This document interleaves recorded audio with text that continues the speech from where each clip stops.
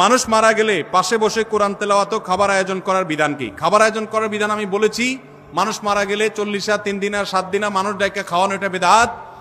আর মানুষ মারা গেলে তার পাশে বসে কোরআন তেলাওয়াত করাটাও সুন্নাহ সম্মত কোনো কাজ নয়। আমাদের দেশে মানুষ মারা গেলে লাশটাকে মাটিতে বা খাটে রেখে চারপাশে হাফেজ সাহেবদেরকে এনে কোরআন তেলাওয়াত করানো হয়, এটা শরিয়া সম্মত কোনো কাজ নয়। কেন?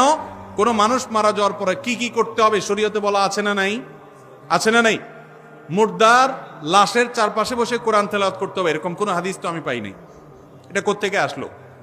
কোরআন তেলাওয়াত যে করবে তার লাভ হবে। আল্লাহ কোরআনে বারবার বলেছেন, ও আল্লাহ ইনসানে ইল্লা মা সাআ, যে যেটা করবে সে সেটা পাবে, যিনি তেলাওয়াত করছে তার সওয়াব হবে। মুর্দার কোনো লাভ নাই এখানে তেলাওয়াত করলে। আর যদি বলেন যে কোরআন শোনাচ্ছি, তাহলে ওমা আনতা বিমুসমিইন মান ফিল কুবুর, আপনি তেলাওয়াত শোনাবেন জীবিত মানুষকে, মৃত মানুষকে তেলাওয়াত শুনিয়ে কোনো ফায়দা হবে না। এর সওয়াব হবে জীবিত অবস্থায় শুনলে। এই লোকটা জীবিত অবস্থায় শুনলে সওয়াব পাইতো, মারা গেছে এখন তার সামনে কোরআন তেলাওয়াত করলে প্রতি অক্ষরে নষ্ট নাকি, এমন কোনো কথা নাই। এই জন্য এইটা দূর হওয়া দরকার। বিশেষ করে এখানে যারা মুর্দার চারপাশে এই যে গোল হয়ে কোরআন তেলাওয়াত করে, এরা সবাই টাকা নেয়। তেলাওয়াতের বিনিময়ে টাকা গ্রহণ করা সারাসার হারাম। যে দেয় সেও হারাম করে, যে নেয় সেও হারাম করে। খতমের নাম দিয়া অনেক এলাকাতে এখনো অনেকে হারাম কাজ করছেন, তাদের আল্লাহকে ভয় করা উচিত।